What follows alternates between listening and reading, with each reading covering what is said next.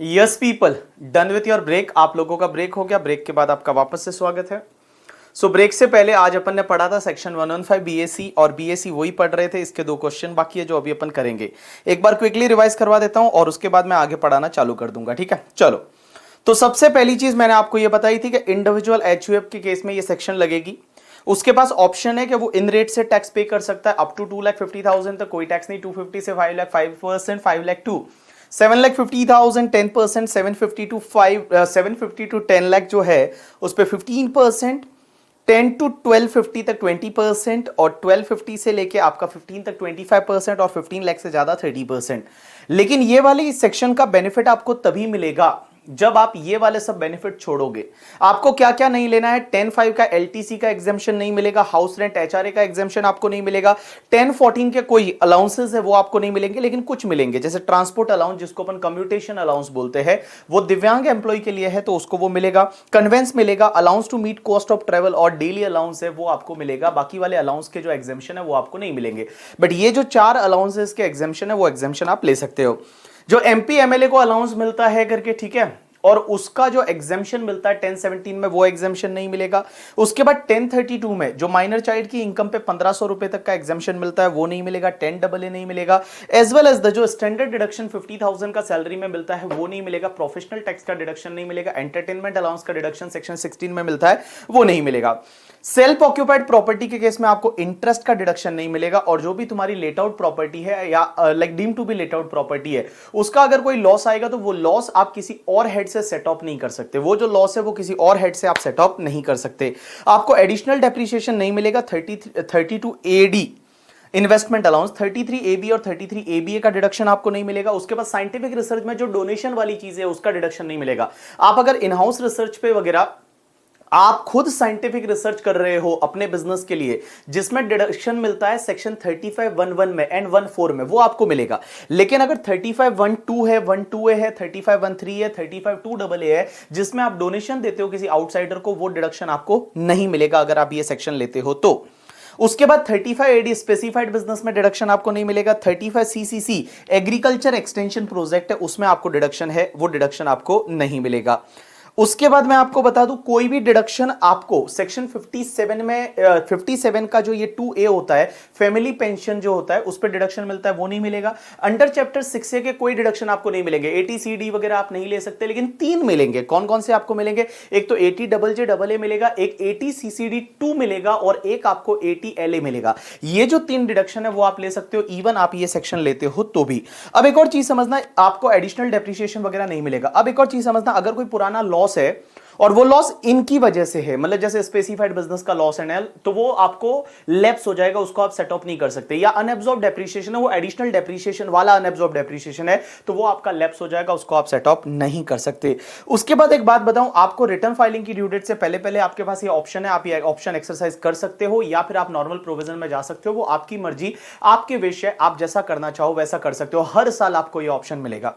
Every year return filing की due date से पहले पहले आपको ये ऑप्शन एक्सरसाइज करना है या नहीं जाना, ये आपकी मर्जी है, आप अपनी मर्जी के हिसाब से कर सकते हो, कोई दिक्कत नहीं है। लेकिन एक चीज समझना, अगर आपका बिजनेस का इनकम है तो एक बार आपने ये ऑप्शन ले लिया तो भैया हर साल आपको ये ऑप्शन लेना पड़ेगा। लेकिन अगर मान लो इन फ्यूचर में जाके कोई कंडीशन सेटिस्फाइड नहीं करते हो और आप क्या करते हो, इससे बाहर आ जाते हो, तो एक बार इस ऑप्शन से अगर आप बाहर आ गए तो फिर वापस ये ऑप्शन नहीं ले सकते जब तक आपकी बिजनेस की इनकम है। उसके बाद मैंने बोला 87A का रिबेट मिलेगा, कोई दिक्कत नहीं है, मिलेगा अगर अप टू 5 लाख, और स्पेशल रेट्स की जो इनकम है वो स्पेशल रेट से ही टैक्सेबल होगी। हेल्थ एंड एजुकेशन से आपका 4% लगेगा। सरचार्ज है वो सरचार्ज लगेगा नॉर्मली जो भी रहता है 10%, 15%, 25%, 37%, that depends on your income. अगर ये सेक्शन लेते हो तो आपको AMT भी नहीं लगेगा, मींस अल्टरनेट मिनिमम टैक्स है वो आपको नहीं लगेगा। एक और चीज मैंने बताया कि CBDT का सर्कुलर है कि एम्प्लॉय है वो एम्प्लॉय एक डिक्लेरेशन फाइल करेगा एम्प्लॉयर को, और वो बताएगा कि मेरा TDS कैसे काटना है, 115 BAC के हिसाब से काटना है या नॉर्मल केस में काटना है। अगर मान लो उसने डिक्लेरेशन नहीं दिया तो वो नॉर्मल केस में काटेगा, लेकिन अगर उसने डिक्लेरेशन दिया तो 115 BAC के हिसाब से काटेगा। एवरी ईयर ये डिक्लेरेशन आपको देना पड़ेगा, एवरी ईयर।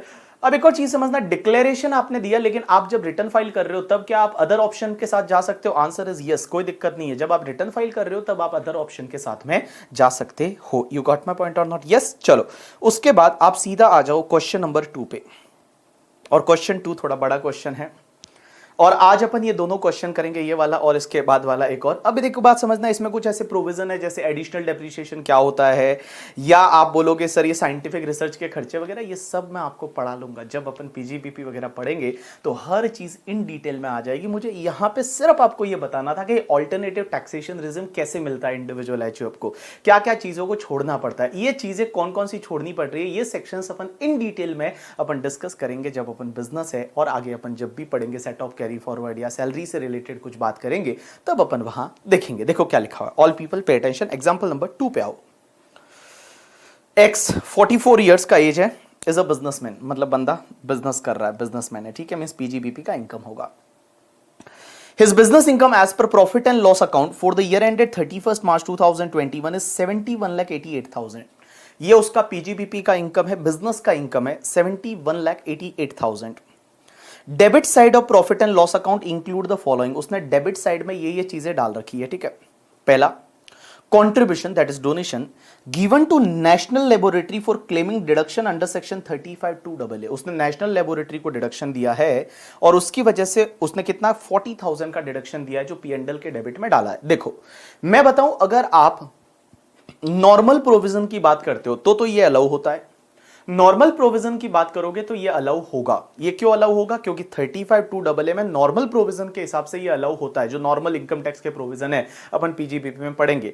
बट अगर आप 115 बीएसी लेते हो, अगर वो सेक्शन लेते हो आप करके न्यू टैक्सेशन वाला, तो उस केस में आपको ये डिडक्शन नहीं मिलेगा। अब आप मुझे बोलोगे इसमें डिडक्शन कितना मिलता है जब अपन आईआईटी नेशनल लेबोरेटरी को डोनेशन देते हो? तो एक बात बताऊं, पहले इसमें डिडक्शन 200% हुआ करता था। अगर आपको याद रहेगा तो बहुत पहले 200% डिडक्शन हुआ करता था, उसके बाद 175% डिडक्शन हुआ, लास्ट ईयर तक 150% डिडक्शन था। लेकिन मैं बता दूं इस साल से 100% डिडक्शन है। इस साल से जितनी भी पीजीबीपी में वो साइंटिफिक रिसर्च में डोनेशन की सेक्शन थी ना, वहां सब जगह फ्लैट डिडक्शन 100% कर दिया। तो जब अपन पीजीबीपी पढ़ेंगे तो वहां इन डिटेल वो चीजें आएगी। तो मैं बता दूं 100% डिडक्शन मिलता है, नॉर्मल प्रोविजन में मिलेगा। लेकिन अगर आप लोग 115 बीएससी वाली सेक्शन लेते हो तो यहां पे ये वाला डिडक्शन आपको नहीं मिलेगा, क्योंकि ये ब्लॉक वाले डिडक्शन में चला जाएगा, ब्लॉक है ये।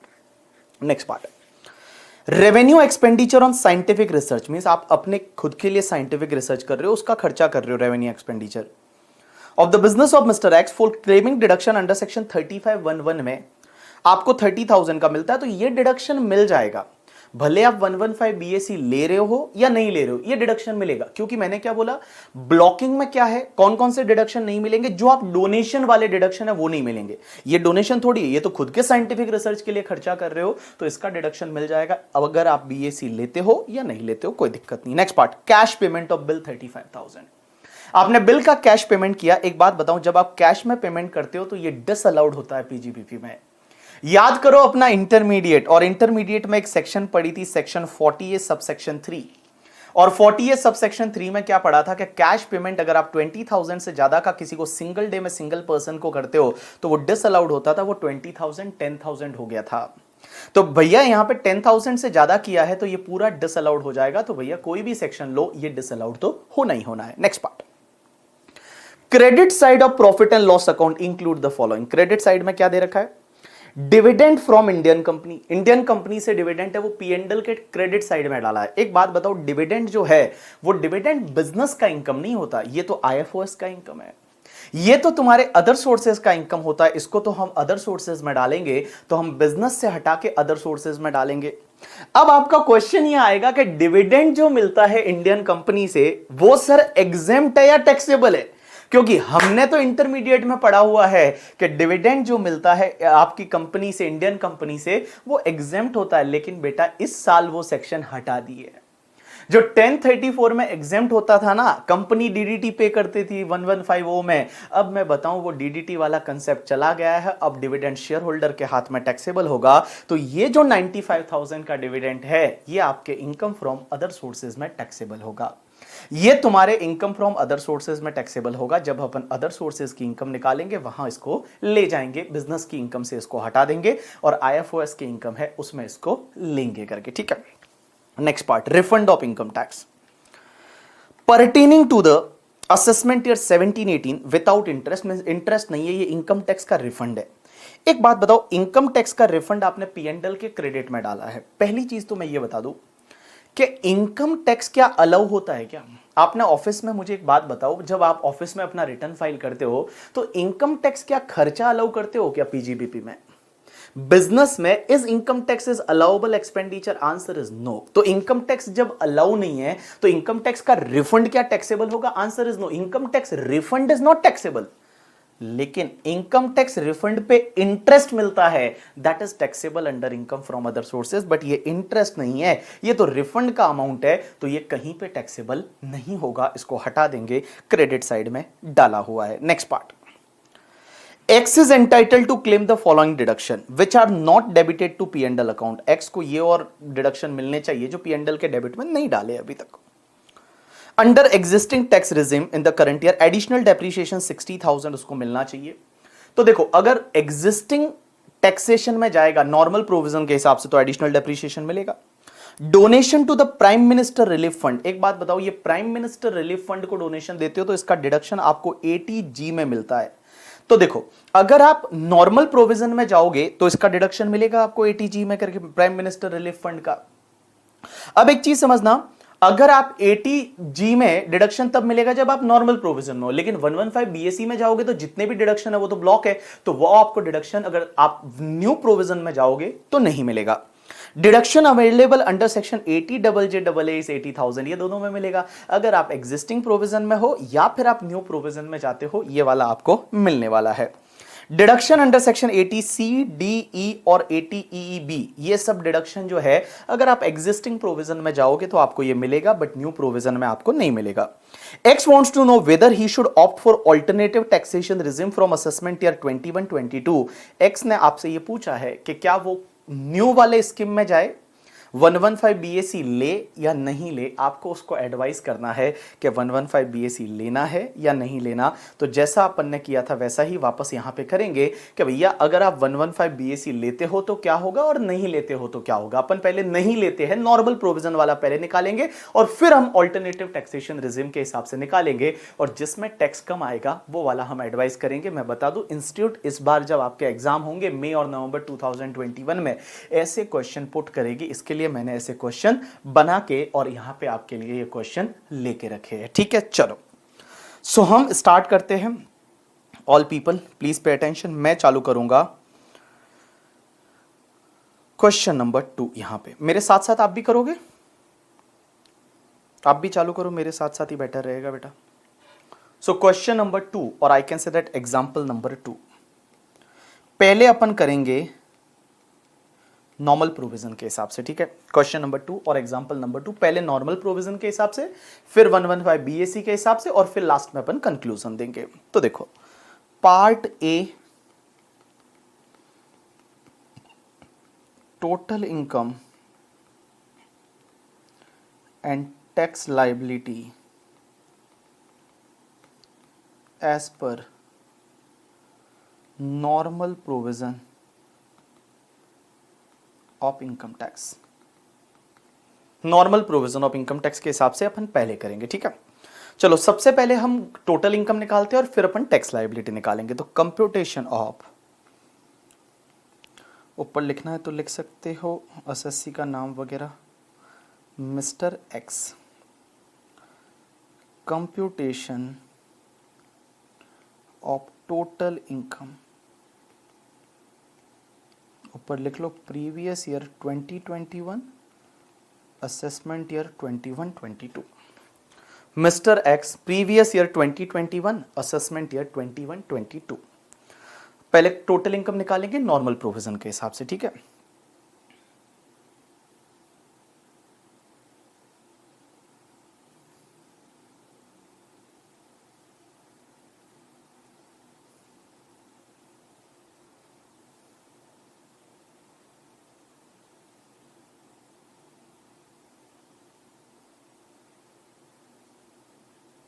चलो, यहां लिखो अमाउंट और यहां लिखो पर्टिकुलर, यहां लिखो अमाउंट और यहां लिखो पर्टिकुलर। देखो, इस क्वेश्चन में आप देखोगे तो नॉर्मली पीजीबीपी का इनकम है और आईएफओएस का इनकम है, और कोई इनकम नहीं है, सैलरी का वगैरह यहाँ पे कोई इनकम नहीं है। आपका दो ही इनकम है, पीजीबीपी का और आईएफओएस का, क्योंकि डिविडेंड वगैरह है वो आईएफओएस में जाएगा, ठीक है। दो तरह का आपको इनकम है। चालू करेंगे पीजीबीपी की इनकम से। तो सबसे पहले जब अपन पीजीबीपी की इनकम निकालने जाते हैं तो आप मुझे बताओ, पीजीबीपी की इनकम निकालते टाइम अपन सबसे पहले क्या लिखते थे? अगर इंटरमीडिएट का थोड़ा बहुत याद होगा तो जब आपको ये एडलेस वाली चीजें दे रखी होती है तो अपन नेट प्रॉफिट से चालू करते थे क्वेश्चन, याद आया? तो देखो अपने को लिखने का net profit as per profit and loss account.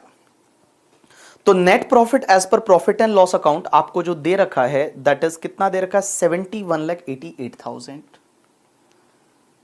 अब एक बात बताओ, इसमें अपन ऐड क्या करते थे? ऐड में लिखो डिस अलाउड, अगर कोई चीज डिस अलाउड है, और आइटम्स कंसिडर सेपरेटली। तो देखो मैंने क्या लिखा? डिस अलाउड और item consider separately. Net profit as per P and L account जो है वो लिया, डिसअलाउड और आइटम कंसिडर सेपरेटली, मतलब या कोई चीज डिसअलाउड हो रही है या फिर आइटम हम अलग से उसको कंसिडर करने वाले हैं। उसके बाद 3 लाइन छोड़ के लिख लो लेस में अलाउड और आइटम्स कंसिडर सेपरेटली। अलाउड और आइटम कंसिडर सेपरेटली। अपन पहले पीजीबीपी की इनकम निकाल रहे हैं। तो देखो बेटा, सबसे पहले क्वेश्चन पे देखो, वापस क्वेश्चन पे देखो। पहले अपन नॉर्मल प्रोविजन, ये समझो 115 बीएससी है ही नहीं, तो 115 बीएससी नहीं है तो एक बात बताओ, पहला contribution given to national laboratory. अगर नेशनल लेबोरेटरी को आपने कंट्रीब्यूशन दिया तो वो तो अलाउ होना ही चाहिए था, पीएनडल के डेबिट में डाला हुआ है, कुछ करने की जरूरत ही नहीं है। एक बात बताओ, जो आपको यहां पे ये पहला पार्ट दे रखा है, all people please pay attention, सब लोग इधर देखो, पहला पार्ट सब लोग इधर देखो एक बार। ये जो contribution given to national laboratory means आपने नेशनल लेबोरेटरी आईआईटी को डोनेशन देते हो, आपको 2 में डिडक्शन मिलता है और वो 100% मिलता है इस साल से। तो आपने 40,000 ऑलरेडी पीएनडल के डेबिट में डाला हुआ है, तो आपको कुछ करने की जरूरत नहीं, क्योंकि उसका डिडक्शन ऑलरेडी मिल गया। ऑलरेडी पीएनडल के डेबिट में डाला हुआ है तो कुछ भी करने की जरूरत नहीं, क्योंकि यहां पे लिखा हुआ है कि ये डेबिट साइड में ये सब चीजें डाली हुई है। दूसरी चीज, revenue expenditure on scientific research related to business of X, आपके बिजनेस के लिए आपने रेवेन्यू एक्सपेंडिचर साइंटिफिक रिसर्च का किया, उसका भी डिडक्शन मिलता है, तो इसका भी डिडक्शन मिल जाएगा, कुछ करने की जरूरत नहीं क्योंकि डेबिट में ऑलरेडी डाला हुआ है। कैश पेमेंट जो 35,000 का है ये आपका डिसअलाउड हो जाएगा। ये जो कैश पेमेंट 35,000 का है ये आपका डिसअलाउड हो जाएगा, इसको अपन ऐड कर लेंगे। तो आप ऐड में लिखो सबसे पहले कैश पेमेंट ऑफ एक्सपेंडिचर। तो देखो मैं यहां लिख रहा हूं कैश पेमेंट ऑफ एक्सपेंसेस, कितना है आपका? 35,000, ये डिसअलाउड होगा। उसके बाद क्रेडिट साइड में जो डिविडेंड दे रखा है, देखो एक बात बताओ, क्रेडिट साइड में जो डिविडेंड दे रखा है मतलब पीएनडल के इस साइड में डाला हुआ है, प्रॉफिट बढ़ गया इसकी वजह से, और वो डिविडेंड तो आईएफओएस में जाएगा ना, यहां पे आएगा ही नहीं, वो तो आइटम कंसीडर सेपरेटली उसको कंसीडर करेंगे। तो उसको जैसे ही मैं हटाता हूं, उसको मैं जैसे ही हटाता हूं तो मेरा प्रॉफिट क्या हो जाएगा? कम हो जाएगा। इनकम टैक्स रिफंड टैक्सेबल नहीं होता तो उसको भी मैं हटाता हूं करके, ठीक है, उसको भी मैं वहां से हटाता हूं तो मेरा प्रॉफिट क्या हो जाएगा? कम हो जाएगा। तो मैं बोलूं क्रेडिट साइड में ये जो दोनों चीजें दे रखी है उसको मैं यहां से हटा दूंगा। एक तो मैं लूंगा डिविडेंड फ्रॉम इंडियन कंपनी, इसको मैं पीजीबीपी से हटा रहा हूं, डिविडेंड फ्रॉम इंडियन कंपनी, और दूसरा इनकम टैक्स रिफंड, ये कोई टैक्सेबल नहीं होता है। इसका अगर मान लो इंटरेस्ट होता तो आईएफओएस में टैक्सेबल होता। तो दोनों चीजें हटा दो, 95,000 एंड तुम्हारा 2,000। अब एक बात बताओ, ये दोनों चीजें हो गई, उसके बाद क्या दे रखा है? X is entitle to claim the deduction which are not debited to P and L, अभी तक पीएनडल में डाला नहीं है बट उसको मिलना चाहिए under existing provision. Additional depreciation, अगर एडिशनल डेप्रिसिएशन मिलना चाहिए, जब मैं बोलूं मैं 115 बीएससी नहीं ले रहा हूं, मैं 115 बीएससी नई स्कीम में जा ही नहीं रहा हूं, तो मुझे एडिशनल डेप्रिसिएशन मिलना चाहिए, तो ये अलाउ होगा। तो लेस में लिखो एडिशनल डेप्रिसिएशन। एडिशनल डेप्रिसिएशन कितना? 60,000। और ये डिडक्शन 80 डबल जे डबल ए का और प्राइम मिनिस्टर रिलीफ फंड ये तो आपके अंडर चैप्टर 6 में मिलेंगे, और ये आपका 80 सी डी ई है ये भी तुम्हारे अंडर चैप्टर 6 में मिलेंगे। बस यहां पे निकालो, आपको पीजीबीपी का इनकम मिल जाएगा। तो मैं बोलूं आपका पीजीबीपी का इनकम हुआ 71,88,000 plus 35,000, it's comes to the 72,23,000। और इसमें से ये सब माइनस करो, -95,000 -2,000 -60,000, इट्स कम्स टू 70,66,000। 70,66,000 ये आप माइनस कर दो, तो ये आपका बन गया पीजीबीपी का इनकम। अब ऐसे का ऐसे मैं लूंगा आईएफओएस, और आईएफओएस में डिविडेंड इस साल से टैक्सेबल होता है, डिविडेंड फ्रॉम इंडियन कंपनी, और डिविडेंड कितना है 95,000, तो 95,000 ऐड कर दो, आपको मिल जाएगा gross total income.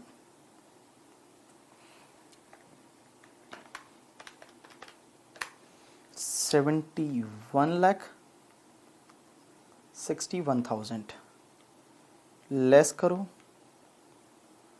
Deduction under chapter 6A, और ये डिडक्शन अंडर चैप्टर 6A में कौन कौन से डिडक्शन मिलेंगे, तो मैं बोलूं एक तो आपको सबसे पहले दे रखा है already 80C 80D normal provision में तो मिलेंगे ही, 80E 80EEB ये सब मिला के 170 दे रखा है, तो नॉर्मल प्रोविजन में तो कोई ब्लॉक नहीं है, मिलेंगे आपको। उसके बाद में आपको donation to prime minister relief fund 80G में मिलेगा, 80G that is PM relief fund 20,000 का, and 80 double J double A ये भी मिलेगा, दैट इज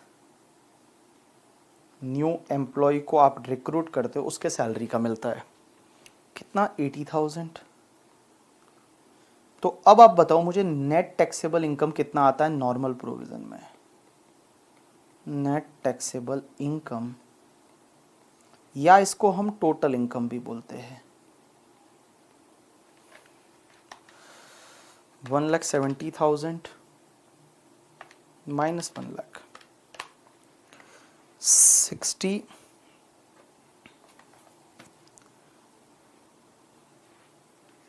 कितना है बेटा 71,61,000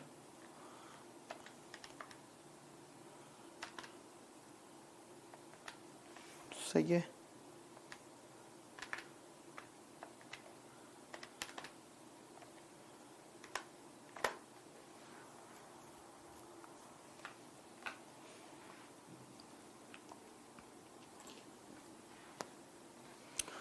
कितना आया देखो मुझे 68,91,000, तो 68,91,000 it's call your net taxable income.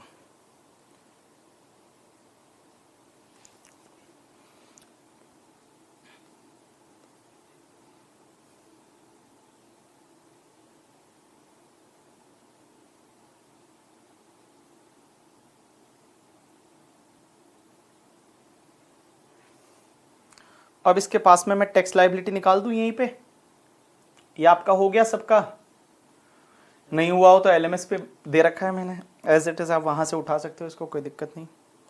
जो मैं लिखता हूं ये एलएमएस पे भी आता है, ठीक है। तो आप अपनी पेन ड्राइव के फोल्डर में एक जगह मैंने एलएमएस डाला हुआ है, तो एलएमएस से आप देखोगे तो वहां पे आपको मिलता जाएगा, ठीक है। चलो अब मैं कंप्यूटेशन ऑफ टैक्स लायबिलिटी 68,91,000 पे, तो देखो कंप्यूटेशन ऑफ टैक्स लायबिलिटी 68,91,000, तो देखो स्लैब रेट से टैक्स निकालो अप टू 2,50,000 डैश पे डैश, नॉर्मल प्रोविजन से जा रहे हो आप, अभी तक 115 बीएससी नहीं लिया, ठीक है। More than 250 up to 5 lakh 5%, 12,500, more than 5 lakh up to 10 lakh 20%, 1 lakh, and more than 10 lakh up to 68 lakh 91,000,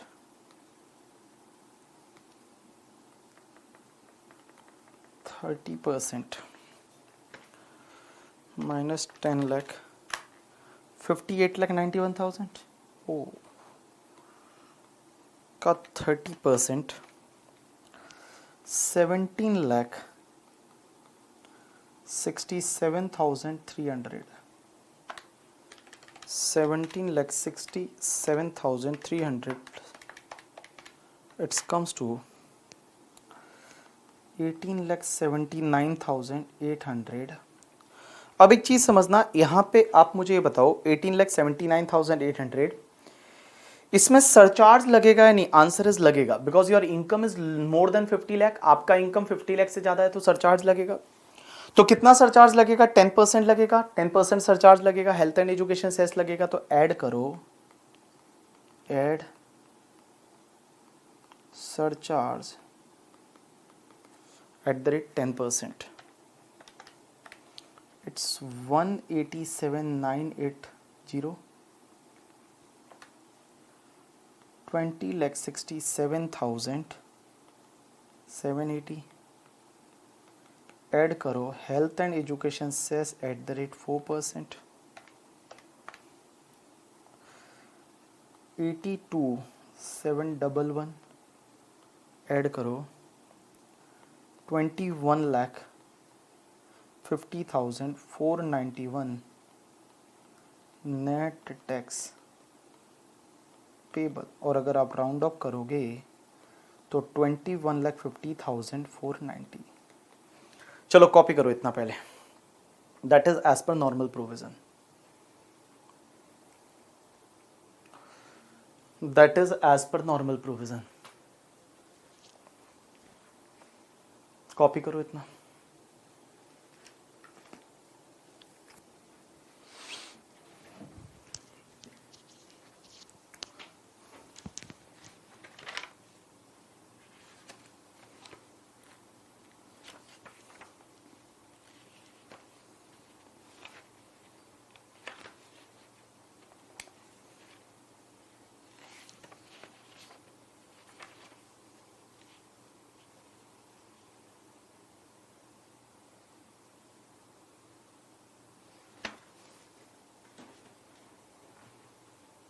चलो डन। अब पार्ट बी करेंगे, आ जाओ यहां पे करते हैं पार्ट बी। तो पार्ट बी पे अगर अपन चले तो total income and tax payable as per section 115 BAC, अगर आप 115 BAC ले लेते हो तो उसके हिसाब से टोटल इनकम कितनी आएगी और टैक्स पेबल कितना आएगा। ठीक है, चलो चालू करेंगे। सबसे पहले आपका previous year 2021, assessment year 21-22, mister X, computation of total income. सबसे पहले पीपी का इनकम, अगर आपको टेबल बनाना है तो बना लेते हैं। चलो यहाँ पे भी क्यों रखे, बना ही लेते हैं टेबल, तो जैसे अपन ने पहले बनाया था वैसे। तो पर्टिकुलर एंड अमाउंट,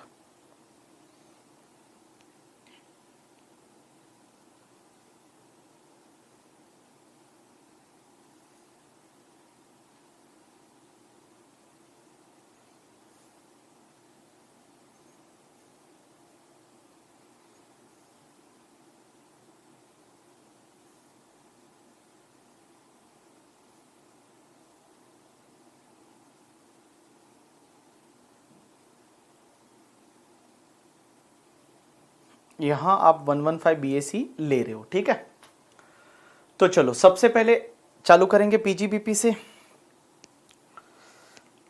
पीजीबीपी का income net profit as per P and L account. तो net profit as per P and L account कितना दे रखा है? 71,88,000। अब अपन इसमें ऐड करेंगे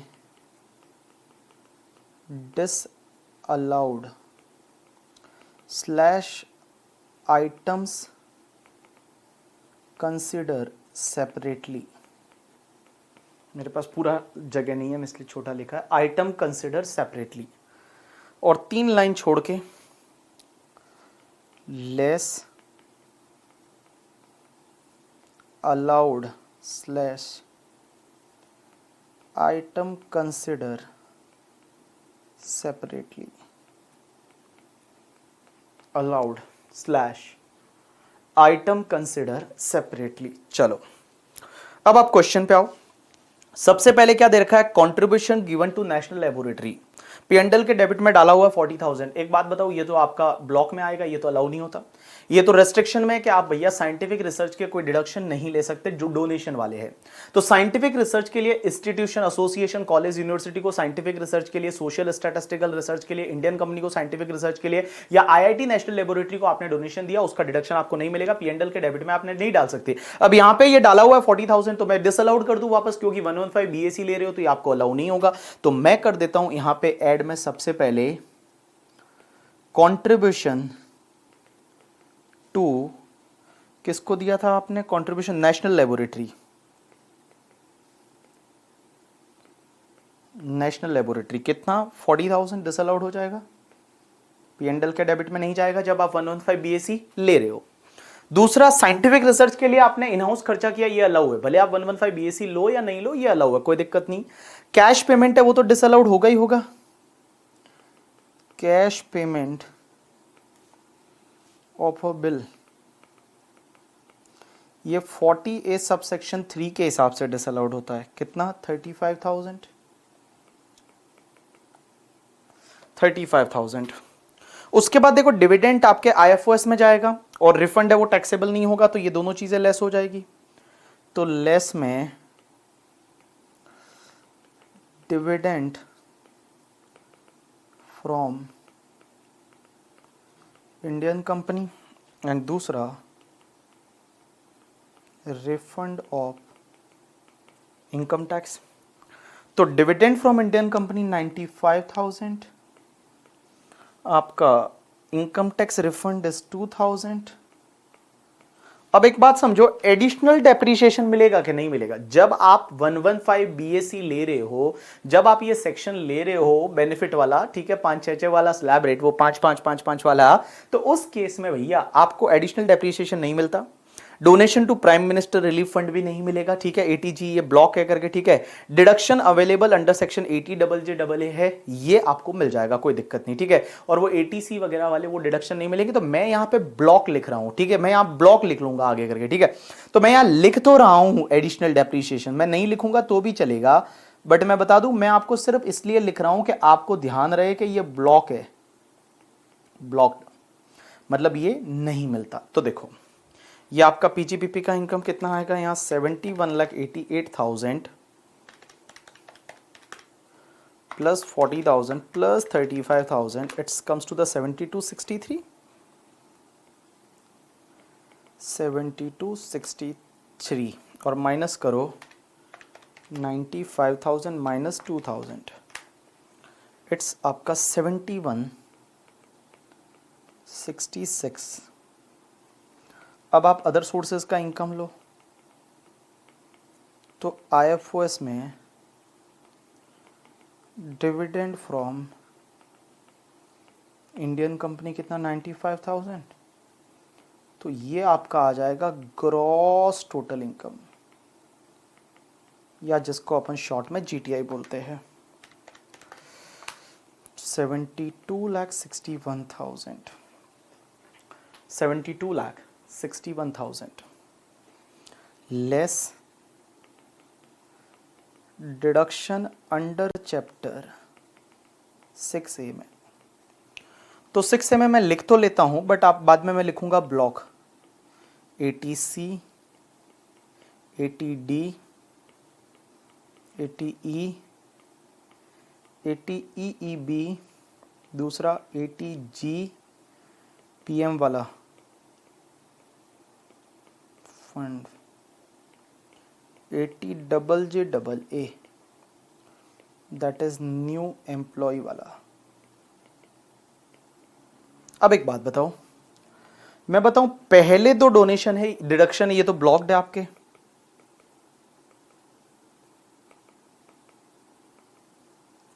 बट ये न्यू एम्प्लॉय वाला मिल जाएगा, कोई दिक्कत नहीं। 80,000 ये आपका आ गया टोटल इनकम, या जिसको बोल सकते हो NTI, नेट टैक्सेबल इनकम। 71,81,000। अब आपको यहां निकालना है टैक्स लाइबिलिटी 71,81,000 पे।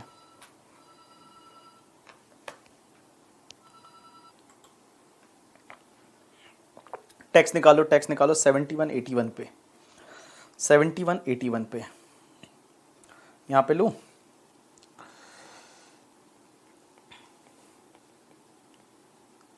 कंप्यूटेशन ऑफ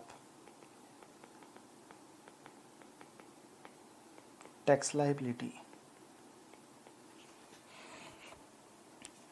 वो 5-6 स्लैब रेट, ठीक है, अप टू 2,50,000 डैश पे डैश,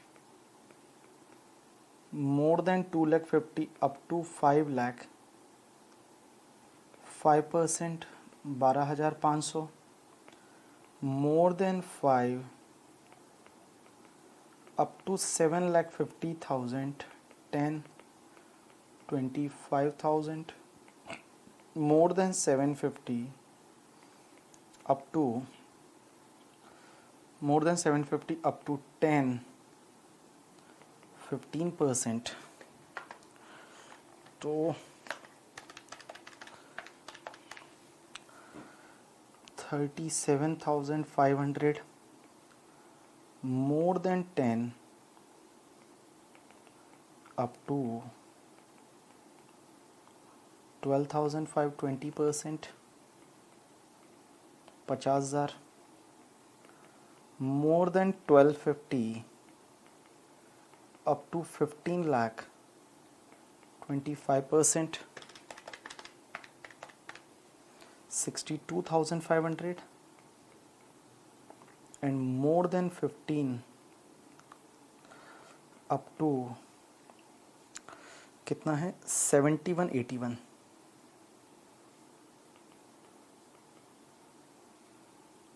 30%, 81, 71,81 minus 15 lakh, right? का 30% comes to the 17 lakh 4,300। Total करो,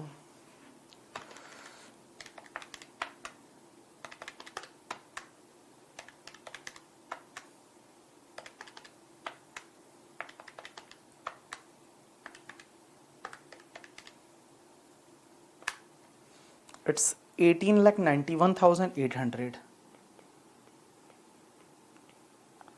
सरचार्ज लगेगा, yes, income is more than 50 lakh तो 10% लगेगा, तो ऐड करो surcharge 189180,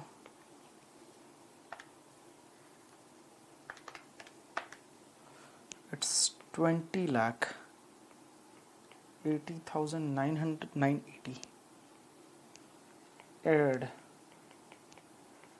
health education cess @4%, 83239, net tax payable 2164,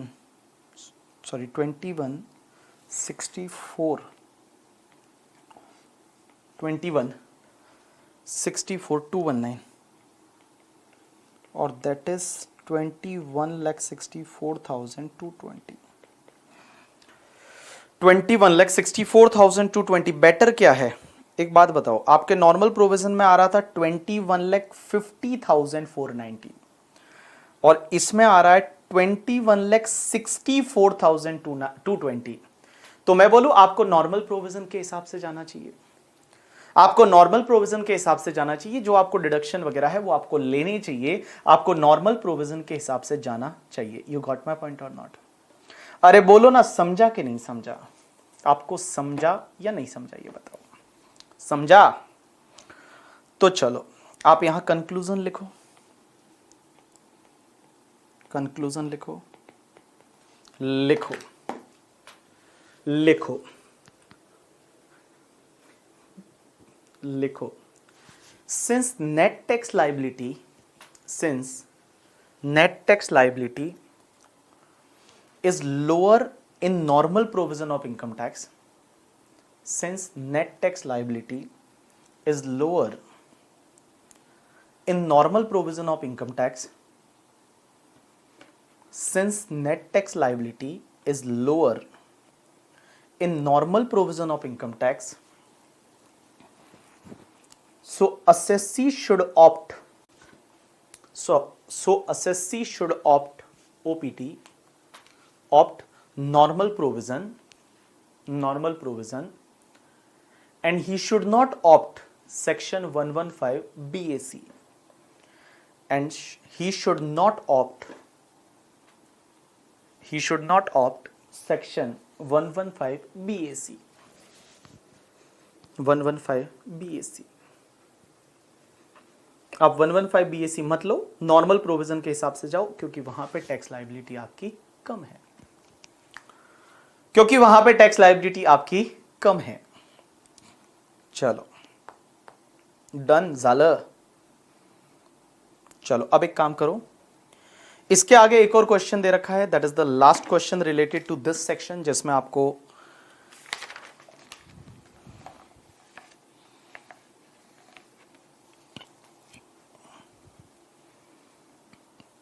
इसके आगे जो क्वेश्चन दे रखा है, मिस्टर एक्स 32 ईयर्स वाला is a salary employ employed by A limited. उस क्वेश्चन को एक बार रीड करो, बट उस क्वेश्चन को करते टाइम थोड़ा इंटरमीडिएट का नॉलेज चाहिए रहेगा, जिसमें आपको पता रहे कि डिडक्शन एग्जाम्पशन कहां कहां कैसे मिलती है थोड़ी बहुत, बट आगे जाके आएगी, डोंट वरी अबाउट दैट। चलो आप क्वेश्चन देखो,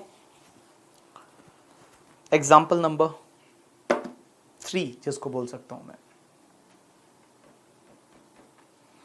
3 मिनट का टाइम देता हूं, अपने दिमाग में फ्रेम करो क्वेश्चन को और देखो एक बार।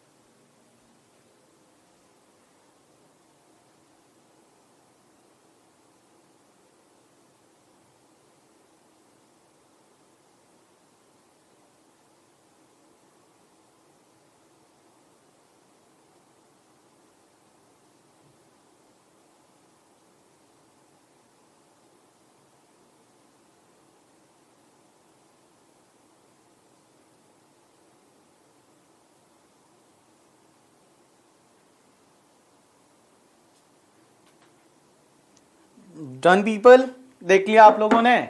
चलो अब मैं आपको क्वेश्चन को थोड़ा एक्सप्लेन करता हूं कि इस क्वेश्चन में क्या है। थोड़ा सैलरी का नॉलेज होना चाहिए, थोड़ा आईएफओएस का नॉलेज होना चाहिए, बहुत सारी चीज़ों का नॉलेज होना चाहिए। सर यही तो सीए फाइनल है कि जिसमें हर चीज़ का नॉलेज होना चाहिए।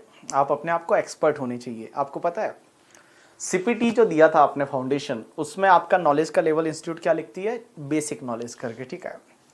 When it's comes to the intermediate IPCC और पीसीसी, वहां लिखती है practical knowledge.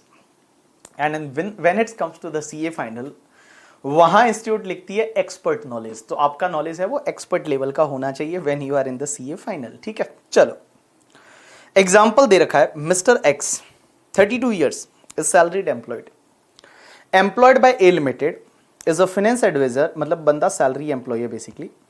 His income and tax incentive for the previous year 2021 are as follows. उसका कुछ डिटेल दे रखा है आपको। उसकी बेसिक सैलरी है वो 40 लाख है पूरे साल की।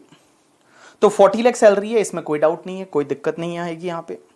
हाउस रेंट अलाउंस एचआरए उसको 90,000 मिला है, लेकिन ब्रैकेट में दे रखा है आउट ऑफ 90,000 60,000 का एग्जेम्प्ट है। 60,000 का आप 1013A में एग्जेम्पशन ले सकते हो 60,000 का। अब एक बात बताओ, नॉर्मल प्रोविजन के हिसाब से जाओगे तो आप एग्जेम्पशन लोगे, बट अगर आप 115 बीएसी लेते हो तो आप ये एग्जेम्पशन नहीं ले पाओगे 60,000 का। लीव ट्रेवल कंसेशन 195 है, लेकिन इसमें से एग्जेम्प्ट 180 है। तो अगर आप नॉर्मल प्रोविजन के हिसाब से जाते हो तो आप एग्जेम्पशन ले पाओगे, बट अगर आप 115 बीएसी लेते हो तो आप 10(5) का एग्जेम्पशन नहीं ले पाओगे। आपके पास बुक में दे रखा है कौन कौन सी एग्जेम्पशन, कौन कौन से बेनिफिट आप नहीं ले सकते अगर आप 115 बीएसी लेते हो तो। NPS contribution by A limited, A limited मतलब यहां कंपनी ने उसके लिए एनपीएस में पैसा डाला, that is national pension scheme में। अब एक बात समझना, ये नेशनल पेंशन स्कीम भी बोलते हैं, न्यू पेंशन स्कीम भी बोलते हैं, सेंट्रल गवर्नमेंट पेंशन स्कीम भी बोलते हैं। तो एम्प्लॉयर ने जो 4,80,000 डाला ना, पहले ये टैक्सेबल होता है। एम्प्लॉयर जो एम्प्लॉय के लिए एनपीएस में कंट्रीब्यूशन करता है, ये सैलरी में टैक्सेबल होता है पहले, और उसके बाद इसका डिडक्शन एम्प्लॉयर वाले का आप ले सकते हो कहां पे? 80CCD2 में, अगर आपको याद रहेगा इंटरमीडिएट थोड़ा बहुत तो। 80CCD जो 2 होता है ना, वो 80CCD2 में आप इसका डिडक्शन ले सकते हो। You can claim the deduction under section 80CCD2 में आप इसका डिडक्शन ले सकते हो। जो एम्प्लॉयर का कंट्रीब्यूशन है उसका डिडक्शन आप 80CCD2 में लोगे। तो देखो, दोनों existing as well as new section के हिसाब से आप पहले सैलरी में टैक्सेबल करोगे, और 80CCD2 तो मिलता है ना। अगर आप 115 बीएससी सेक्शन ले रहे हो तो भी आपको 80CCD2 मिलेगा, और अगर आप नॉर्मल प्रोविजन में जाते हो तो भी 80CCD2 मिलता है। लेकिन 80CCD2 की एक लिमिट होती है कि आपके 10% ऑफ सैलरी से ज्यादा नहीं होना चाहिए। जो आपकी सैलरी होती है, basic salary plus DA in terms और प्लस टर्नओवर कमीशन, उसका 10% से ज्यादा का आपको डिडक्शन नहीं मिलेगा। ये सब आएगा, डिडक्शन टॉपिक पढ़ेंगे तब करके, ठीक है। तो डोंट वरी अबाउट दैट, अभी ज्यादा आपको रिकैप नहीं हो रही है वो सब चीजें, तो टेंशन ना लो। हम जब डिडक्शन टॉपिक पढ़ेंगे तो वहां पे ये चीजें आएगी। मुझे सिर्फ आपको ये कंपेरिजन करवाने के लिए दोनों सेक्शंस का, दोनों प्रोविजन का, एग्जिस्टिंग एंड न्यू 115 बीएससी का, इसके लिए मुझे बताना पड़ रहा है। प्रोफेशनल टैक्स 2000, तो देखो 2000 प्रोफेशनल टैक्स, अगर आप एग्जिस्टिंग प्रोविजन में जाओगे तो आपको डिडक्शन मिलेगा प्रोफेशनल टैक्स का, कोई दिक्कत नहीं। लेकिन अगर आप न्यू प्रोविजन 115 बीएससी में जाओगे तो आपको डिडक्शन का बेनिफिट नहीं मिलेगा। Income from property A, self occupied means ये हाउस प्रॉपर्टी का लॉस है बेसिकली। तो सेल्फ ऑक्यूपाइड हाउस प्रॉपर्टी का लॉस है, ये आप सेट ऑफ कर सकते हो अगर आप एग्जिस्टिंग में हो। बट अगर आप नए प्रोविजन में जाते हो तो एसओपी के लॉस को आपको इग्नोर करना पड़ेगा। एसओपी के लॉस का आप डिडक्शन नहीं ले सकते। और income from property B and C दोनों लेट आउट है। अब इसका नेट इफेक्ट आ रहा है 20,000 का लॉस। अगर आप एग्जिस्टिंग प्रोविजन में हो तो ये 20,000 का लॉस आप सैलरी हेड या किसी और हेड से सेट ऑफ कर सकते हो, कोई दिक्कत नहीं। लेकिन अगर आप नए प्रोविजन में जाओगे तो हाउस प्रॉपर्टी हेड का एलओपी डीएलओपी का लॉस जो है वो आप किसी और हेड की इनकम से सेट ऑफ नहीं कर सकते। नेक्स्ट पार्ट, उसके बाद saving bank account interest received by minor son of mister X. Minor son mister X को इंटरेस्ट मिला है 80,000 का। Saving bank account interest received by minor daughter of X means minor son और daughter को ये interest मिला है, तो ये पेरेंट्स के हाथ में इंक्लूड होता है, बिकॉज माइनर की जो इनकम है वो पेरेंट्स के हाथ में इंक्लूड होगी। लेकिन माइनर अगर वो स्किल टैलेंट से कमाता है, मैनुअल वर्क से कमाता है, या माइनर है वो अगर दिव्यांग है, तो उस केस में वो इनकम उसी के हाथ में जाती है। बट ऐसा कुछ है नहीं, तो यहाँ पेरेंट्स के हाथ में इंक्लूड होगी। तो ये 8,000 और 2,000 है, ये पेरेंट्स के हाथ में इंक्लूड होती है। अब एक चीज समझना, जब आप पेरेंट्स के हाथ में इंक्लूड करते हो तो नॉर्मल प्रोविजन के हिसाब से आप 1032 का एग्जेम्पशन ले सकते हो 1500 पर चाइल्ड तक, ठीक है। मतलब एक चाइल्ड का जो इनकम है उस पे 1500 तक का आप एग्जेम्पशन ले सकते हो अगर आप नॉर्मल प्रोविजन के हिसाब से जाते हो। लेकिन अगर आप नए प्रोविजन के हिसाब से जाओगे तो आपको वहां पे एग्जेम्पशन का बेनिफिट नहीं मिलेगा। अगर आप न्यू प्रोविजन के हिसाब से जाओगे तो आप 1032 का एग्जेम्पशन नहीं ले सकते। Next part, interest on saving bank account of mister x. तो एक्स का सेविंग बैंक का इंटरेस्ट है, ये पहले आप आईएफओएस में टैक्सेबल करोगे। 80 टीटीए में डिडक्शन मिलेगा एग्जिस्टिंग प्रोविजन में, बट 115 बीएसी में जाओगे तो 80 टीटीए का डिडक्शन नहीं मिलेगा 10,000 का।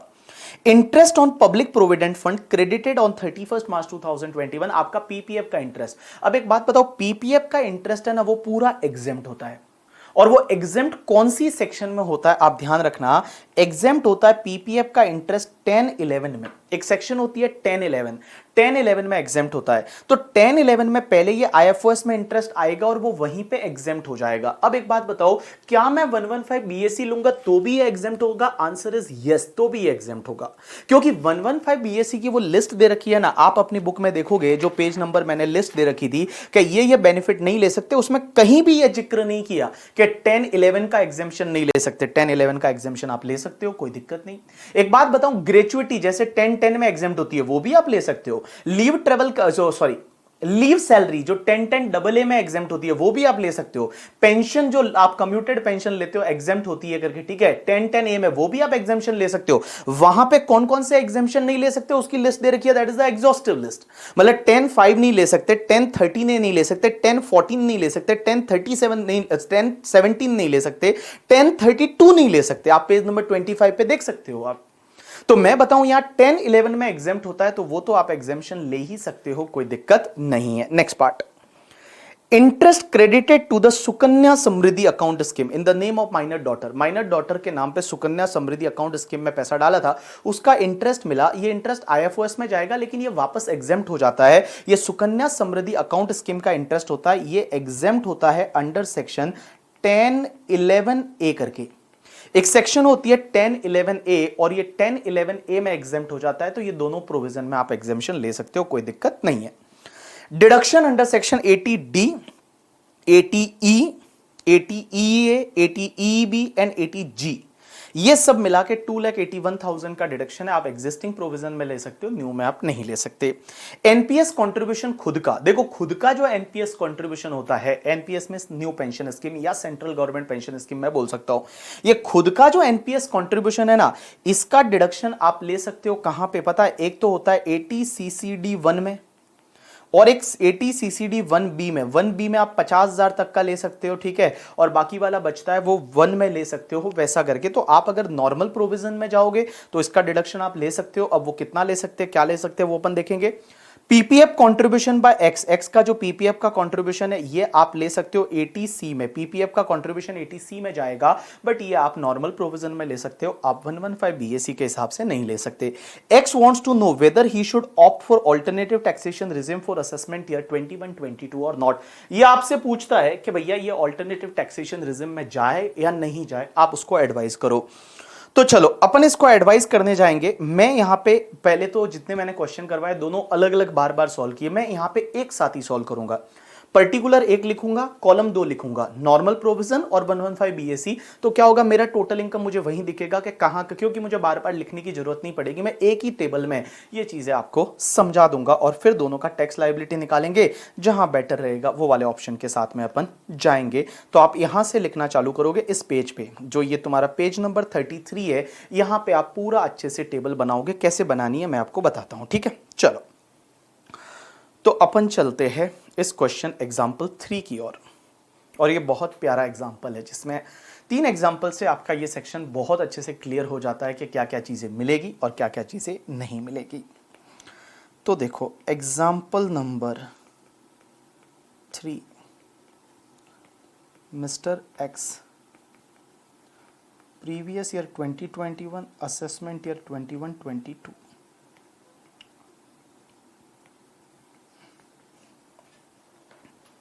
Previous year 2021 and assessment year 21-22। Computation of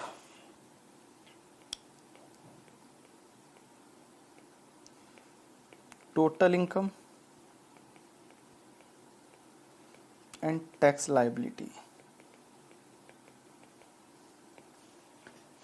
computation of total income and tax liability. चलो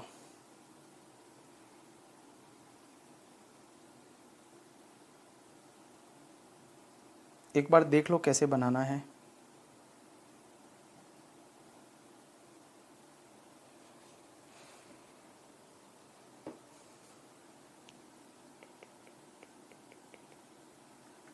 पर्टिकुलर यहां पे मैं लिख रहा हूं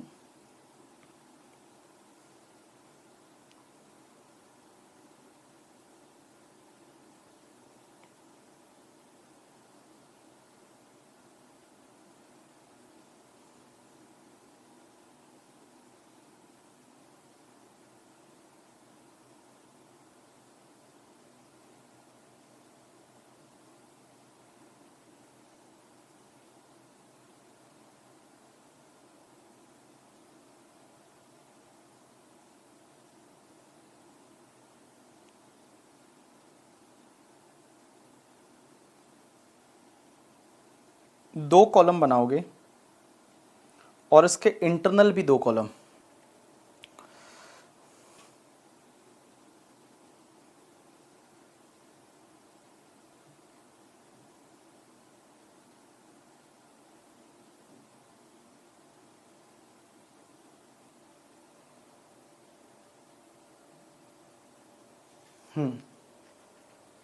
दो कॉलम और इंटरनल भी दो कॉलम। पहले कॉलम में लिखो नॉर्मल प्रोविजन,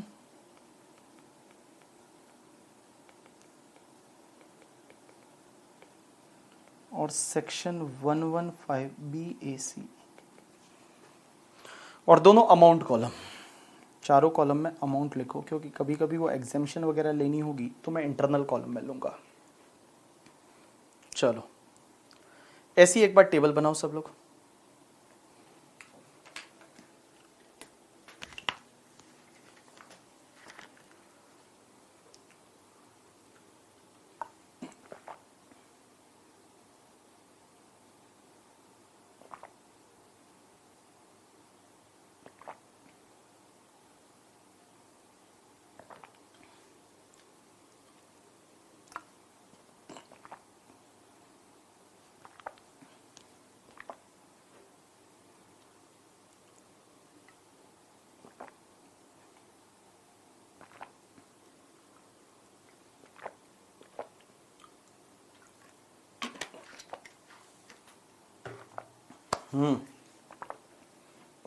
चलो अब क्वेश्चन को चालू करेंगे। अब दोनों चीजें साथ साथ में मैं करता जाऊंगा, ठीक है। जहां उधर ब्लॉक रहेगा तो मैं बोलूंगा कि वो ब्लॉक्ड है, वहां पे नहीं मिलता, बट जहां पे ब्लॉक नहीं रहेगा वहां पे मैं एग्जाम्शन लूंगा, ठीक है। एग्जाम्शन डिडक्शन वहां कौन कौन से ब्लॉकेज है और यहां कौन कौन से ब्लॉक में नहीं है, ठीक है। चलो सबसे पहले स्टार्ट करेंगे बेसिक सैलरी से। तो स्टार्ट विथ बेसिक सैलरी, सीधा आउटर कॉलम में ले लो। कितना? 40 लाख दोनों में।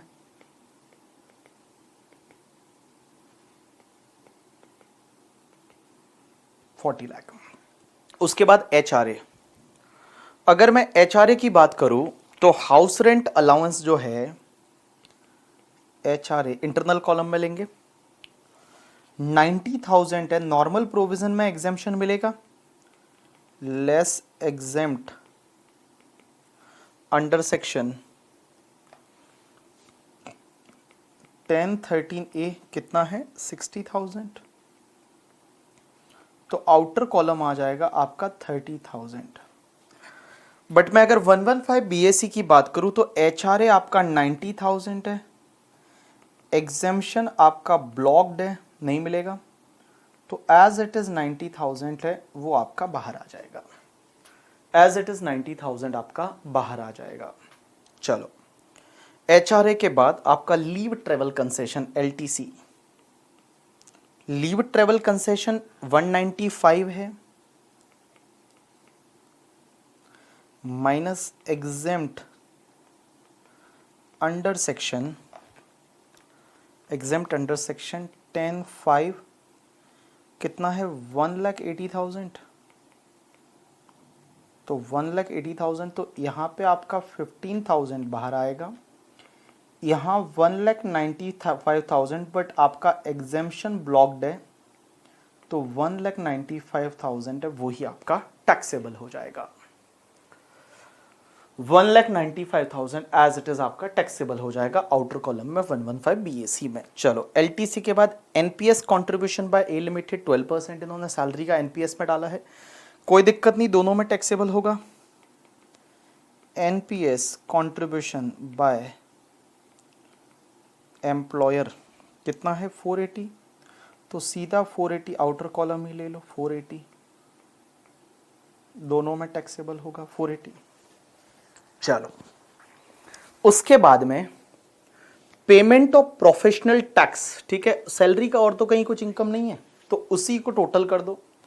जब सैलरी का और कहीं आपको इनकम दिख नहीं रहा है, वो NPS कॉन्ट्रीब्यूशन वो तो खुद की जेब से उसने किया हुआ है, सैलरी का और कहीं कोई इनकम नहीं है, ठीक है, तो एक काम करो यहीं पे इसकी कर दो टोटल, और इस टोटल को बोल दो ग्रॉस सैलरी,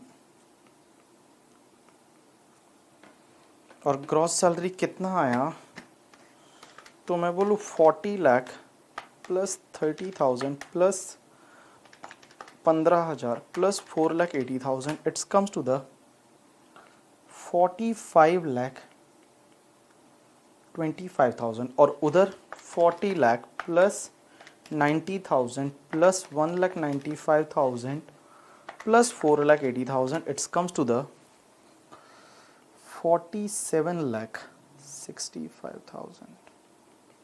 चेक करते जाना, सही है ना टोटल, आप लोग भी करना है, ऐसा नहीं कि लिखते जाओ बस।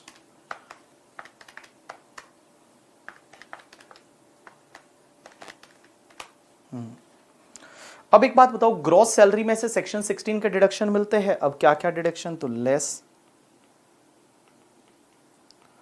डिडक्शन अंडर सेक्शन 16, और 16 में एक तो मिलता है प्रोफेशनल टैक्स का डिडक्शन, और एक आपको स्टैंडर्ड डिडक्शन मिलता है 50,000 का एम्प्लॉय को, तो स्टैंडर्ड डिडक्शन 50,000। तो मैं अगर बात करूं कि प्रोफेशनल टैक्स कितना है, तो यहां अगर आप देखोगे तो प्रोफेशनल टैक्स है वो 2,000 है, तो नॉर्मल प्रोविजन में तो मिलेगा 2,000 का, as well as standard deduction 50,000 भी मिलेगा, but when it's comes to the आपका वहां ब्लॉकेज में जाएगा, ब्लॉक्ड ब्लॉक्ड। अब एक बात समझना, तो ये आपका आ गया नेट सैलरी ग्रॉस सैलरी के बाद, तो यहां पे लिख लो net salary, net salary income, तो नेट सैलरी इनकम में 45,25,000 minus 52,000, it's comes to 44,73,000, and इधर 47,65,000। चलो यहां तक कॉपी करो फटाफट, यहां तक कॉपी करो फटाफट।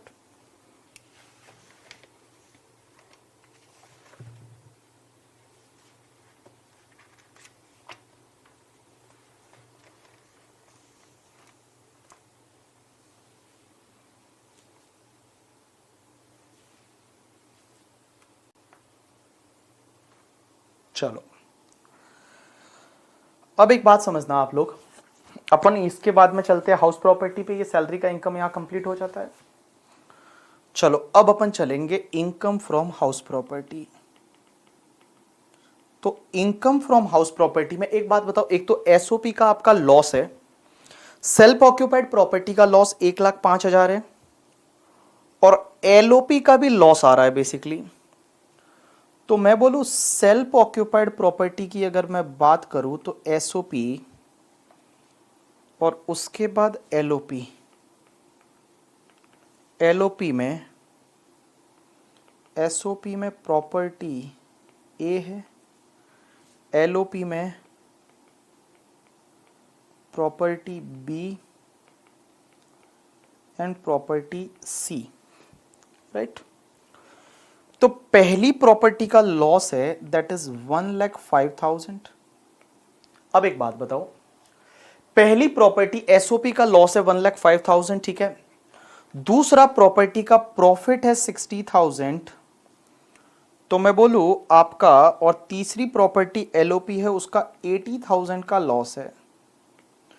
तो मैं अगर आपको बोलूं कि ये 1,05,000 का जो लॉस है एसओपी वाला, इसका आप डिडक्शन ले सकते हो हाउस प्रॉपर्टी का, कोई दिक्कत नहीं।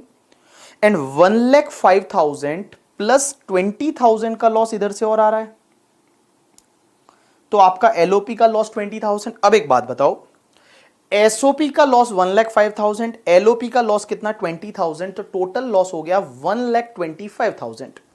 क्या सैलरी से सेट ऑफ कर सकते? आंसर इज यस, कर सकते हैं। आप एक बात बताओ, नॉर्मल प्रोविजन की अगर मैं बात करूं, 115 बीएससी को गोली मारो, तो नॉर्मल प्रोविजन के हिसाब से हाउस प्रॉपर्टी हेड के लॉस अदर हेड से सेट ऑफ हो सकते हैं मैक्सिमम 2 लाख तक के, मैक्सिमम 2 लाख तक के लॉस है वो अदर हेड से सेट ऑफ हो सकते हैं। तो यहां पे तो अपने कितने हैं, यहां 1,05,000 और 125 है तो सेट ऑफ हो जाएगा। तो मैं सैलरी से सेट ऑफ करूंगा, यहां पे तो 1,05,000 एज इट इज ले लूंगा, और यहां पे 20,000 है वो भी मैं ले लूंगा। ये नॉर्मल प्रोविजन में तो सेट ऑफ हो जाएंगे, कोई दिक्कत नहीं है।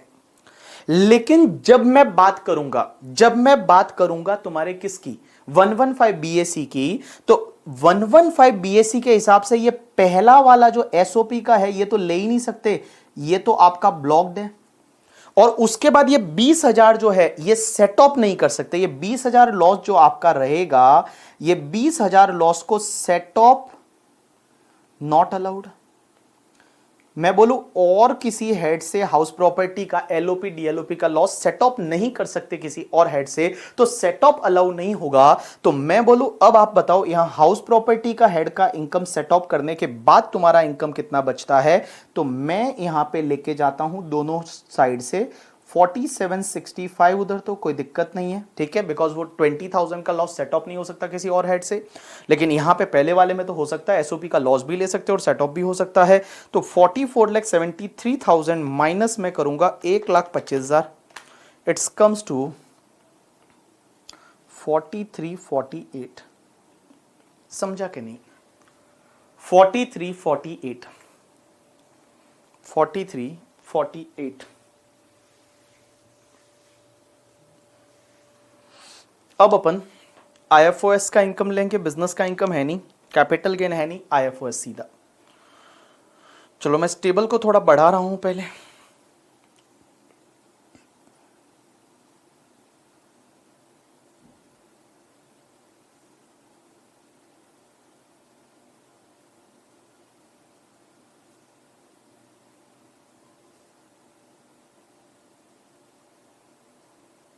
हाँ भाई, चलो अब मैं लेने वाला हूं आईएफओएस।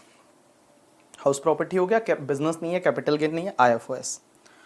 तो इनकम फ्रॉम अदर सोर्सेस, और इनकम फ्रॉम अदर सोर्सेस में देखो कौन कौन सी इनकम है। तो इनकम फ्रॉम अदर सोर्सेस में saving bank interest of minor son X, तो सेविंग बैंक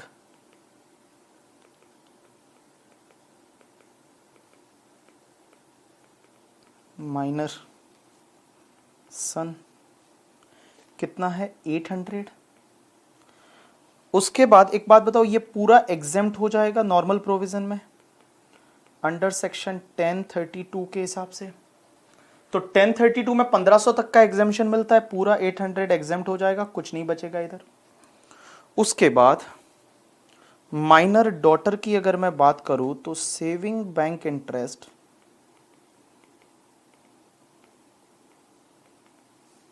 आपका माइनर डॉटर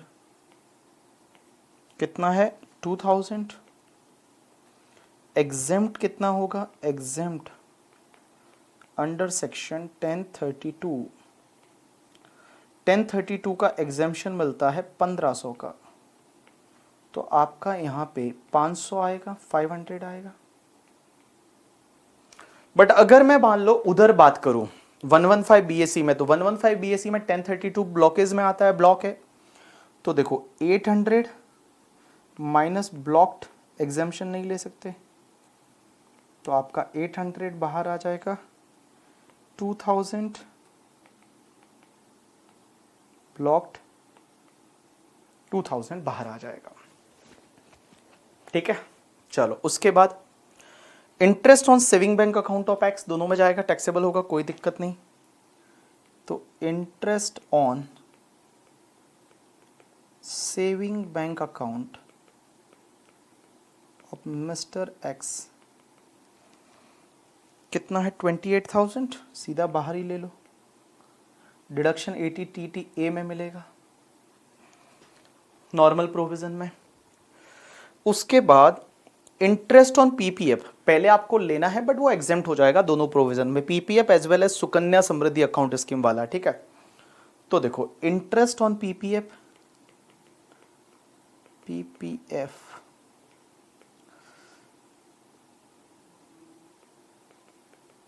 और एग्जेम्प्ट हो जाएगा अंडर सेक्शन 1011, और 1011 का कोई ब्लॉकेज नहीं है। ठीक है, दूसरा इंटरेस्ट ऑन सुकन्या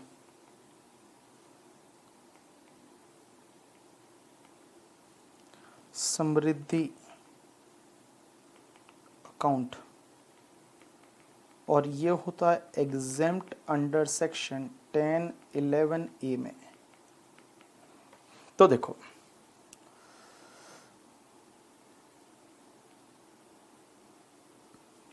कितना है पीपीएफ का इंटरेस्ट, 355, तो यहाँ 355 और पूरा एग्जेम्प्ट हो जाता है, नील। इधर भी 355, और अगर आप उसमें जाते हो तो भी इसका ब्लॉकेज नहीं है, ले सकते हो, कोई दिक्कत नहीं। 29,000 पूरा एग्जेम्प्ट हो जाता है, पूरा एग्जेम्प्ट हो जाता है। चलो उसके बाद में आपका सुकन्या हो गया, फिर डिडक्शन की बात हो रही, एनपीएस कंट्रीब्यूशन खुद का है, उसका डिडक्शन मिलेगा, पीपीएफ कंट्रीब्यूशन का डिडक्शन मिलेगा। चलो अब आप एक काम करो, इसकी लगाओ टोटल, और जो टोटल लगाओगे इस टोटल को मैं बोलूंगा, इस टोटल को मैं बोलूंगा ग्रॉस टोटल इनकम।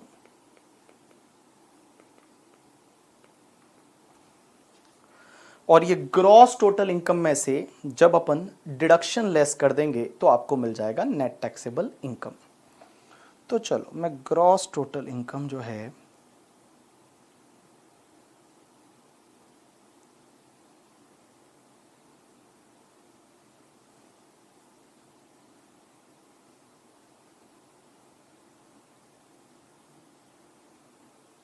निकालो, निकालो कितना आता है ग्रॉस टोटल इनकम। तो देखो 43,48,000 आया था, plus 500 plus 28,000, it's comes to 46,500। और दूसरा तुम्हारा 4765 प्लस 800 प्लस 2000 प्लस 28,000, 4795,800।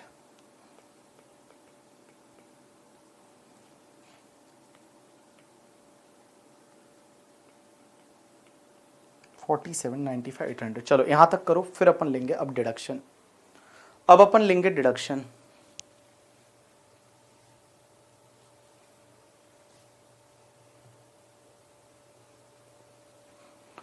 चलो अब अपन लेंगे deduction.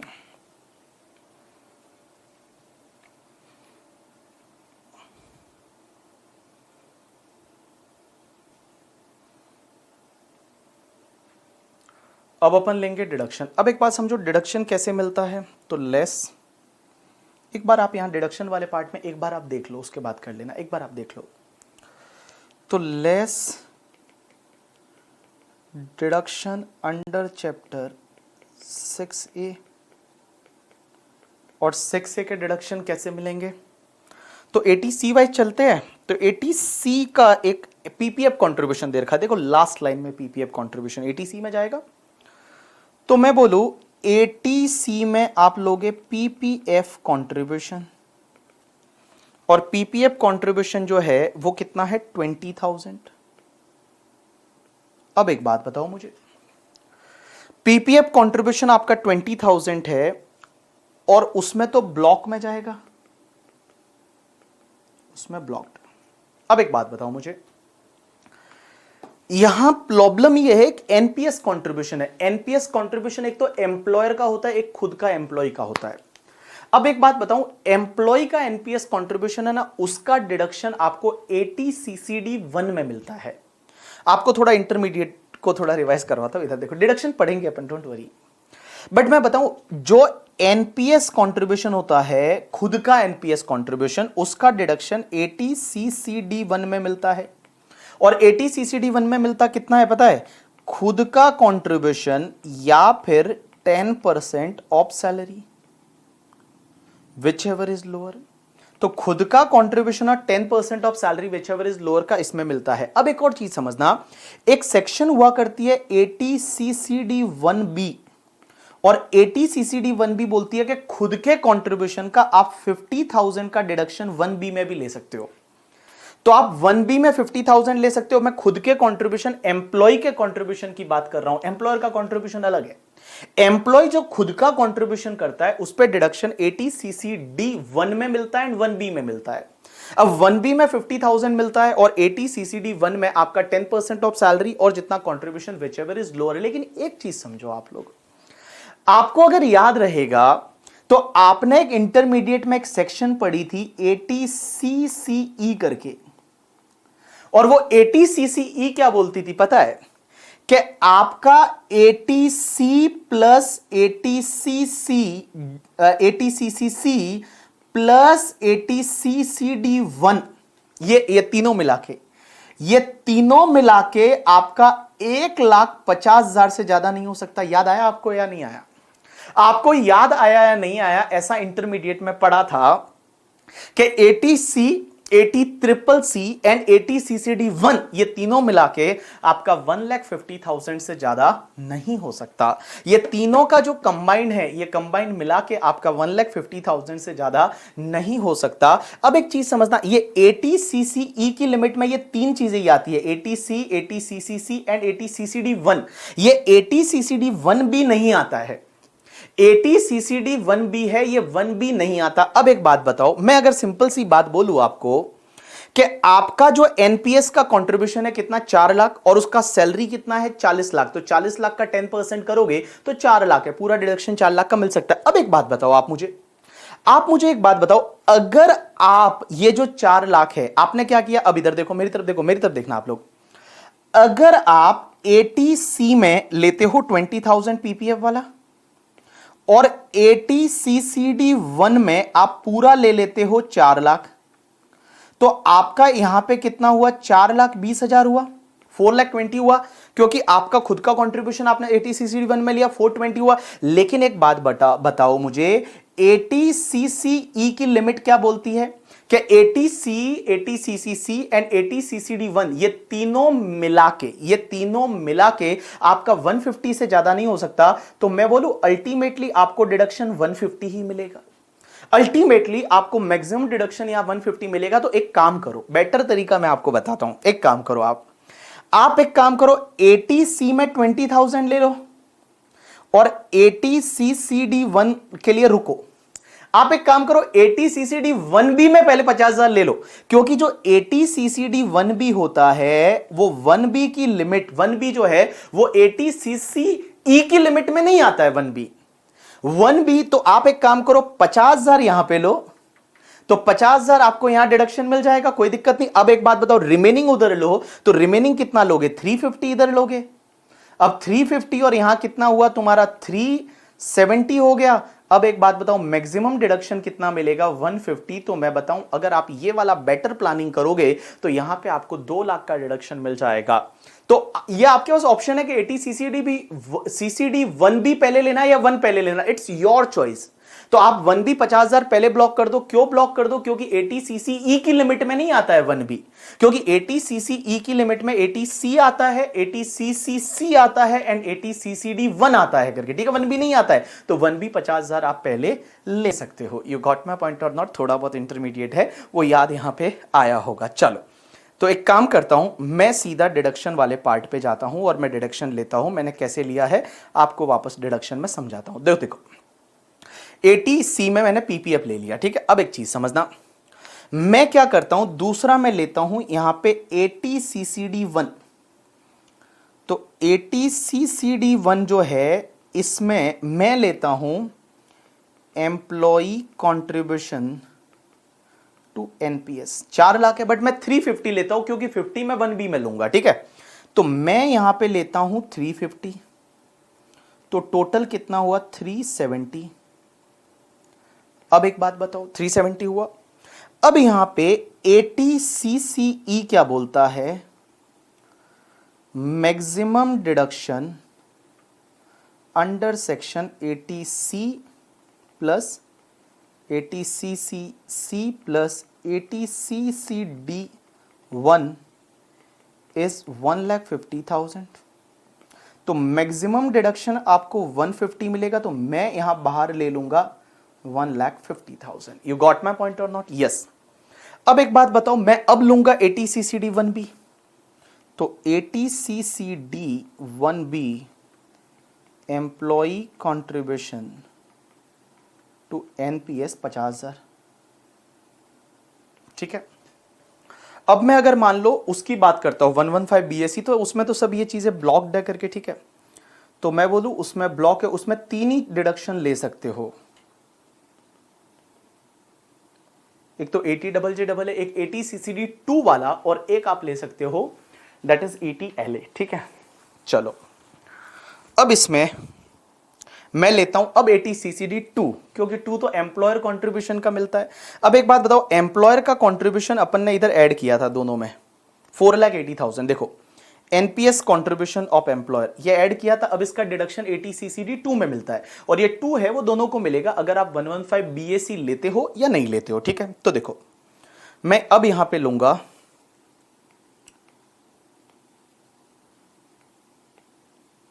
80ccd2 that is employer contribution to NPS, और ये डिडक्शन कितना मिलता है पता है, जितना एम्प्लॉयर का कंट्रीब्यूशन है और 10% of salary which ever is lower. अब एक चीज समझना, ये 10%, मेरी तरफ ध्यान देना, ये जो 10% है ना, ये 14% हो जाता है अगर सेंट्रल गवर्नमेंट का एम्प्लॉय है। तो अगर सेंट्रल गवर्नमेंट का एम्प्लॉय है तो ये 14% हो जाता है। ये लास्ट ईयर अमेंडमेंट हुआ था बाय फाइनेंस एक्ट 2019 में, डिडक्शन टॉपिक में आपको सिखाऊंगा, ठीक है। तो देखो एम्प्लॉयर का कंट्रीब्यूशन इसमें है कितना, 4,80,000। लेकिन अगर मैं इसकी सैलरी की बात करूं, सैलरी में बाकी सब चीजें नहीं आएगी, basic salary plus DA in terms, यहां पे डीए है नहीं करके, ठीक है, और बाकी टर्नओवर कमीशन भी यहां पे नहीं है। तो 10% आप 40 लाख का करोगे, तो आपको यहां पे 40 लाख का 10% जब आप करोगे तो 4 लाख आएगा। तो आपको डिडक्शन जो मिलेगा वो मैक्सिमम 4 लाख मिलेगा। तो मैं यहां दोनों में ले लूंगा 4 लाख का डिडक्शन, यहां पे भी और यहां पे भी, ठीक है। उसके बाद डिडक्शन 80D वाले वगैरह दे रखे हैं, ये डी वाले जो डिडक्शन है 80E BE 80G ये नॉर्मल में मिलेगा, उधर तो ब्लॉक हो जाएगा। तो less 80D 80E 80EEA 80EEB and 80G कितना है 281 281, और उधर आपका हो जाएगा ब्लॉक्ड। एक और मिलेगा सेविंग बैंक इंटरेस्ट का 80TTA, ठीक है, 80TTA interest on saving bank कितना 10,000 का मिलेगा, तो नॉर्मल वाले में मिलेगा और उधर आपके ब्लॉक में चला जाएगा। चलो अब निकालो आप नेट टैक्सेबल इनकम। कितना बड़ा क्वेश्चन था ना, बट सब चीजें आ गई इसमें।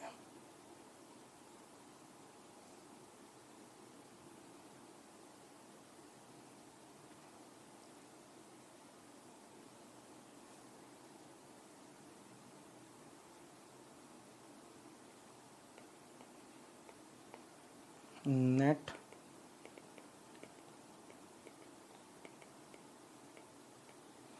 या फिर टोटल इनकम,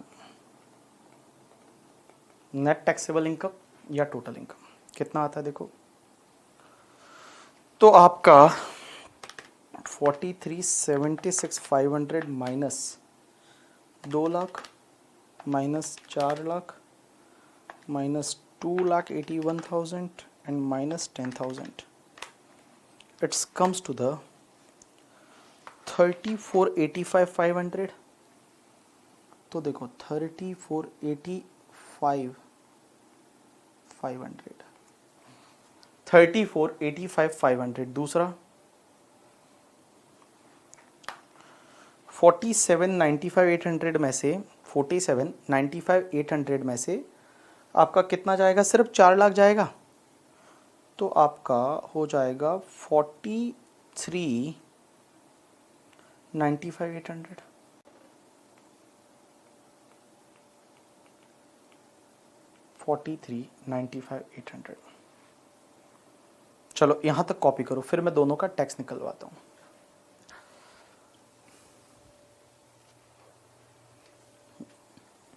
चलो अब दोनों का टैक्स निकालते हैं। ये हो गया। तो देखो कंप्यूटेशन ऑफ टैक्स लायबिलिटी, दोनों एक ही साथ निकाल देता हूं, इधर ये उधर ये। तो कंप्यूटेशन ऑफ टैक्स लायबिलिटी,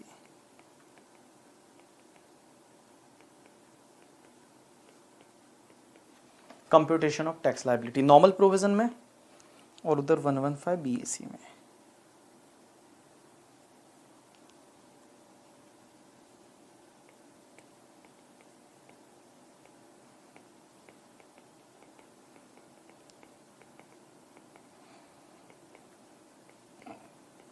चलो आज मजा आया आपको पढ़ने में, बिकॉज ये ऑफिस में आने वाली ये चीज़ें, जब आप अगले साल रिटर्न फाइल करोगे तो आपको ये सब चीज़ें देखनी पड़ेगी हर एसएससी की, ठीक है। और जो बेनिफिशियल है वो आपको लेना पड़ेगा। तो देखो सबसे पहले नॉर्मल वाला अप टू 250 डैश पे डैश, इसका एज कितना था 32 ईयर्स। सीनियर सिटीजन होता तो यहाँ 3 लाख वगैरह का बेनिफिट मिलता, 3 लाख 5 लाख, बट उधर नहीं मिलता, उधर 250 ही रहता, ठीक है। उसके बाद more than 250 up to 5 lakh 5% 12,500, more than 5 lakh up to 10 lakh 20% 1 lakh, more than 10 lakh up to कितना है 34,85,500, 34,85,500, 30%,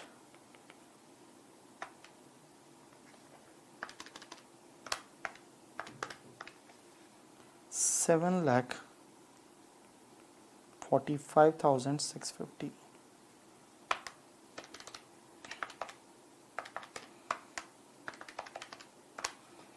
it comes to the 8,58,150। Surcharge लगेगा नहीं क्योंकि 50 लाख से ज़्यादा इनकम नहीं है। Add health and education cess at the rate 4%, 34,326, 892,476,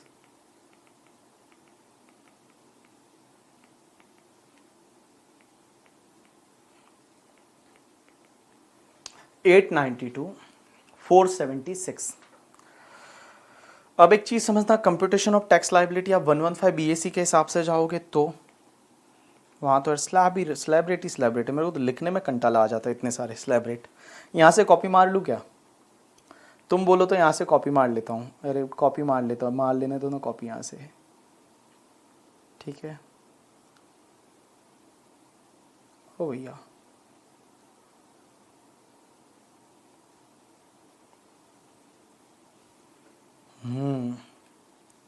बोलोगे सर कितना काम चोर हो आप। देखो आपसे इतना लिखने को नहीं होता है, सर इतनी देर इतने इसको यहाँ लाने में लग रहा है, उतने में तो आप लिख लेते। मेरे को कितना मज़ा आया, तुमको क्या बताऊँ मैं। देखो वाह चलो जहाँ चेंज करना है वहाँ चेंज कर देता हूँ। तो 15 लाख से लेके और आपका कितना है 43,95,800। तो 43,95,800 43,95,800 माइनस 15 लाख, तो आपका जो भी आता है उसका 30%। इट्स 868,740 करोड़ टोटल कितना आता है। तो 12,500 प्लस 25,000 प्लस 37,500 प्लस 50,000 प्लस 62,500 और plus 868,740 it's comes to the 10,56,240। Surcharge नहीं लगेगा, यहाँ सरचार्ज नहीं लगेगा क्योंकि इनकम आपकी 50 लाख से ज़्यादा नहीं है, 43 लाख है। तो ऐड करो, add health and education cess @4%। It's 42,250। तो आपका 10,98,490 हो गया net payable.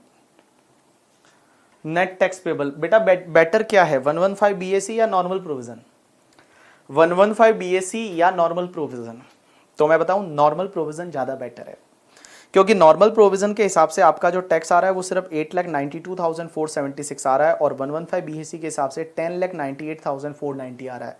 Then better to go with the normal provision. तो आपका कंक्लूजन रहेगा यहाँ पे कि since net tax payable is lower in normal provision, so assessee should opt normal provision, he should not opt 115 BAC करके, ठीक है। फालतू में 115 BAC के साथ जाने की जरूरत नहीं, आप नॉर्मल प्रोविजन के साथ जाओगे तो assessee has to opt the normal provision. Normal provision is better since his tax liability is lower in normal provision. You got my point or not?